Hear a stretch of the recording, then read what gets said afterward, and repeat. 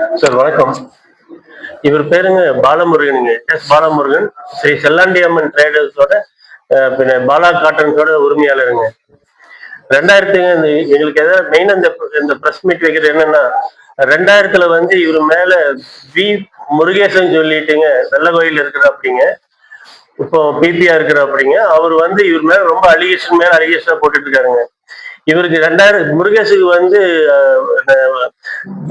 ஹைகோர்ட்ல வந்து என்ரோல் ஆனது வந்து 212/2000 இவர் என்ரோல் ஆனாருங்க. என்ரோல் ஆன உடனே முதல் அவரோட வக்கீல் தொழில் எவ்வளவு புனிதமான தொழிலுங்க. அதை வந்து இவர் அழிக்கிறதுக்கும் ஒழிக்கிறதுக்கும் நாசம் பண்றதை உபயோகப்படுத்திருக்காருங்க. 2000 வந்து 85/2001 இவர் மேல ஒரு கிட்னாப்பிங் அண்ட் செக்ஷுவல் அசல்ட்னு சொல்லி ஒரு கேஸ் போடுறாங்க. மொத்தம் 3 பேரு, இவர் 3ஆவதுங்க. 1, 2, 3ஆவது இவரு. அது வந்து ஐஓவும் போலீஸ் எல்லாம் சேர்ந்துட்டு இவர் மேல கேஸ் கொடுத்துருக்குறாங்க. பின்ன அசிஸ்டன்ட் செஷன் கோர்ட்லயும் இவருக்கு மேல வந்து 10 வருஷம் தண்டனை எல்லாம் கொடுத்தாங்க. ஹைகோர்ட்ல கொண்டு போய் இந்த ஹைகோர்ட்ல போனப்போ கேஸ் விசாரிச்சு ஜஸ்டிஸ் வந்து சொல்லிட்டாருங்க, இவர் வந்து நிரபராதி மாத்திரம் கிடையாது, இவருக்கு கேஸ் கொடுக்குற ஒரு மோந்திரம் இல்லை, என்ன ஒரு இதுவும் கிடையாது, அந்த பொண்ணு இல்லை, இவருக்கு சம்பந்தமே இல்லைன்னு சொல்லி போச்சு. இப்ப யாரை திருப்தி போறதுக்கான இந்த அரசாங்க சம்பளம் வாங்கிட்டு போலீஸ் இன்ஸ்பெக்டர், அன்னைக்கு இருந்த போலீஸ் இன்ஸ்பெக்டர், ஐஓ ஆபீசரு, வெள்ள கோயில, பின் என்ன கவர்மெண்ட் அரசு வக்கீலு, பின் என்ன அசிஸ்டன்ட் செஷன் ஜட்ஜி, எதுக்கு சார் விசாரிக்காம இப்படி போடுறாங்க?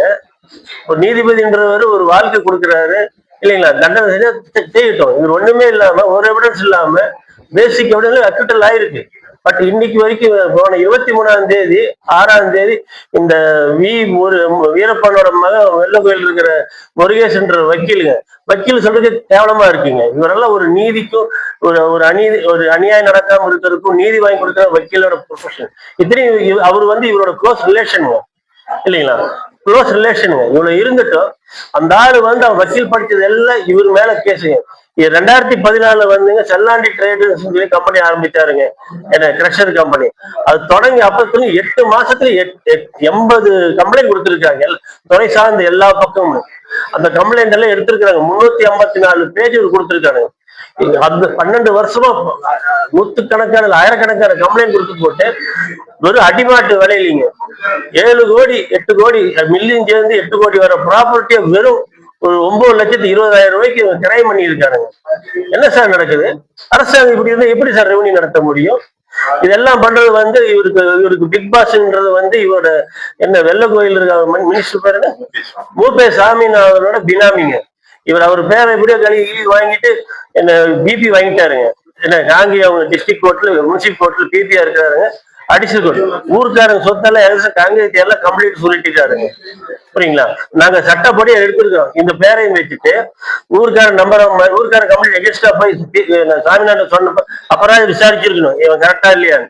அவரு சரின்னு சொல்லி போட்டுட்டு கடைசியில நீ எலெக்ஷன் பக்கத்தில் வருது, நீ ராஜினாமா பண்றது வந்து அடிஷனல் சார்ஜுங்க.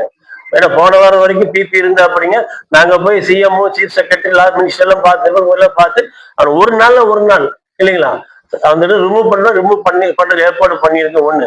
2வது 2007 இவர் மேல ஒரு எலெக்ஷன் டைம்ல 21 4 மாசம் வந்து சீஃப் பார் ஏஜென்டாவை ரிமூவ் பண்ணியாச்சு.